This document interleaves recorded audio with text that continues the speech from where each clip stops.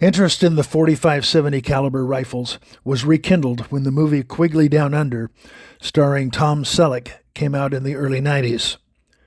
It was the story of an American cowboy who sailed from the Americas down to Australia to answer a job offering for a long-range sharpshooter.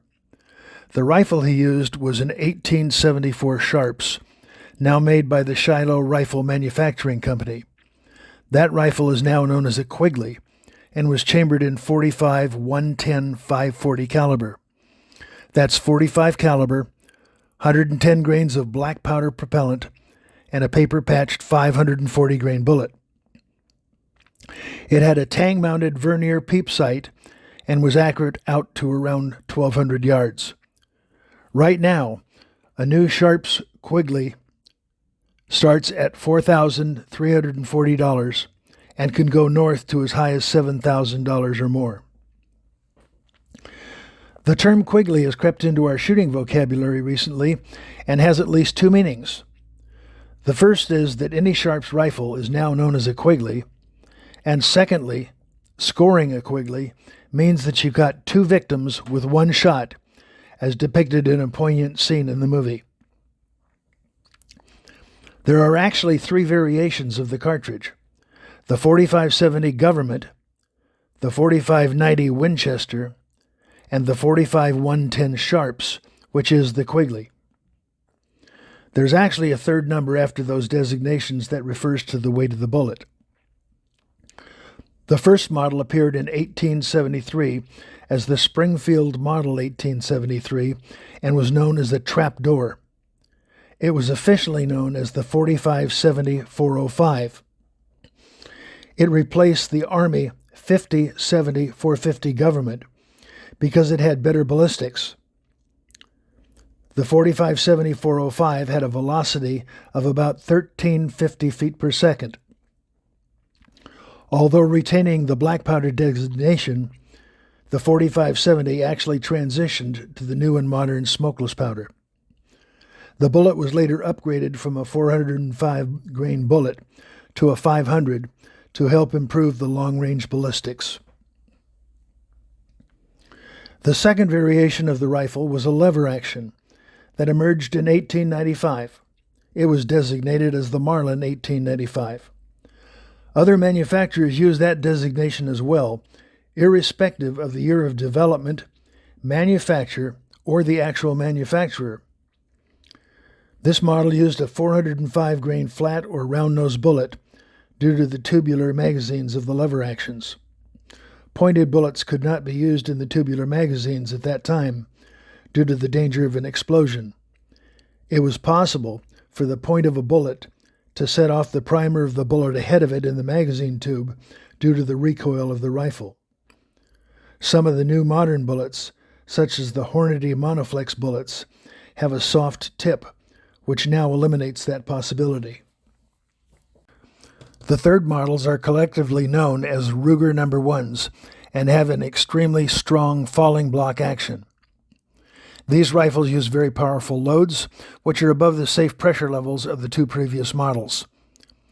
Whatever rifle you have, you absolutely have to know what category it falls into: the Trapdoor, the 1895 lever, or the modern Ruger No. 1. All models now use modern smokeless powder, but some purists still use black powder.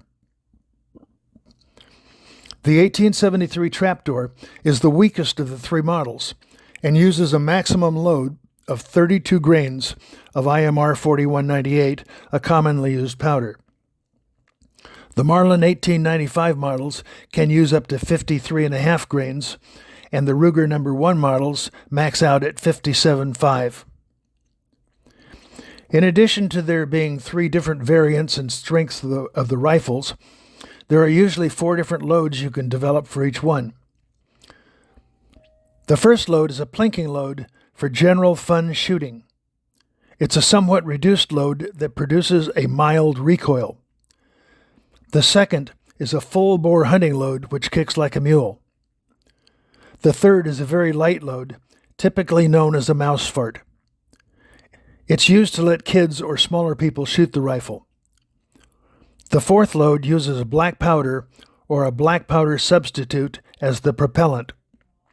Blackhorn 209 is suggested because it's a non-fouling powder, unlike standard black powder, which is quite dirty. Magnum primers are necessary when loading Blackhorn, as it's a bit more difficult to set off.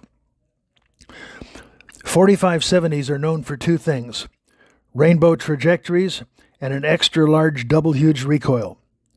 You don't want to spend hours at the range shooting full-strength loads, hence the plinking and mouse fart loadings. A great bullet for the plinking load is the 350 grain Barry's round shoulder plated bullet. This bullet is specifically made for the 4570 and has an extra heavy plating.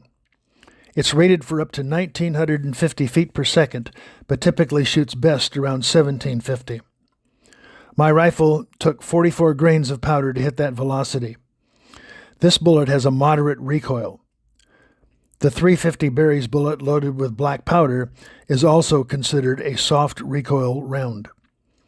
The mouse farts are loaded with about 30 grains of powder and produce a minimal recoil, perfect for women and kids.